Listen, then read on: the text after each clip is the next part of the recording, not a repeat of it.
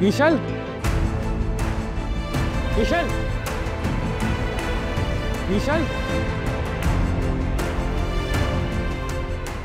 भाई की आवाज है।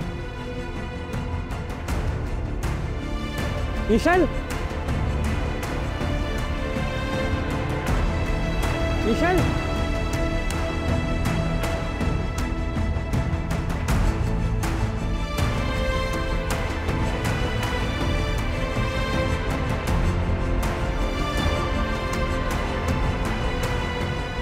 जी असद भाई, क्या हुआ?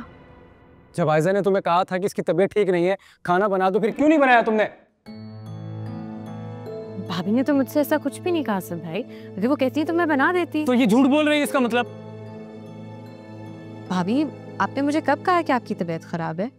हाँ, जब तुम अपनी अम्मी से फोन पर बात कर रही थी, मैं आई थी ना, शायद तुमने ध्यान नहीं दिया। पर मेरी तो आज अच्छा, ज्यादा बहस करने की जरूरत नहीं है। जितनी जिद्दी और लापरवाह तुम हो, मुझे पूरा यकीन है इसने कहा होगा, तुमने इग्नोर कर दिया होगा।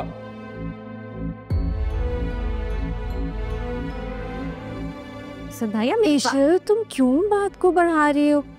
अपनी गलती मान लेने से कुछ नहीं होता। देखो, इस तरह से बात खत्म नहीं होगी। गलती मानो, बात खत्म करो। मैं मानती हूँ इस गुस्से में, तुम्हें भी अपनी गलती मान लेनी चाहिए।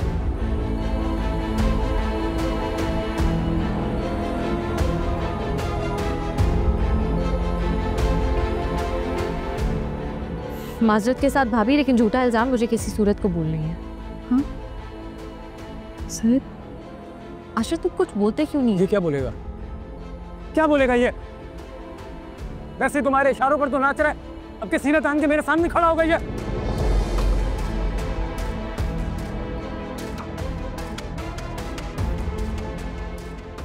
ईशल झूठ नहीं बोलती। तो फिर क्या ये झूठ बोल रही है? मेरा हरगिज़ ये मतलब नहीं था, मैं सिर्फ ये क्या मतलब था तुम्हारा? चुप करो, मैं बात कर रहा हूं ना। क्या मतलब था?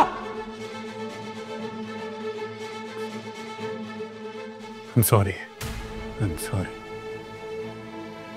चलो आयजा, भाई मेरी बात।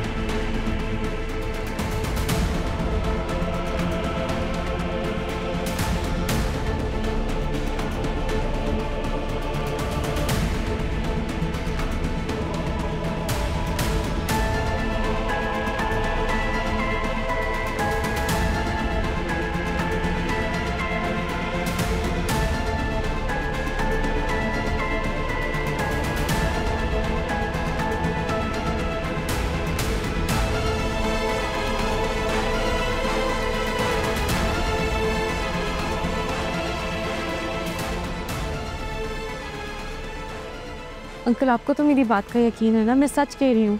भाभी ने अगर मुझे कहा होता तो मैं क्यों ना आती। बेटा, मैं आयजा को बचपन से जानता हूँ। उसकी आदत, उसकी हरकत, उसकी खसलत सब पता है मुझे। इसीलिए मुझे लगता है कि गलती कहीं ना कहीं तुम्हारी है।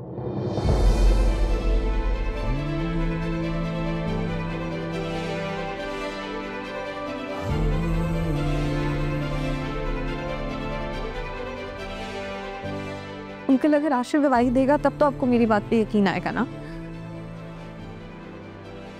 क्योंकि ये भी तो इसी घर में बड़ा हुआ है आपके सामने। ईशल प्लीज। आशिर, एक सेकंड।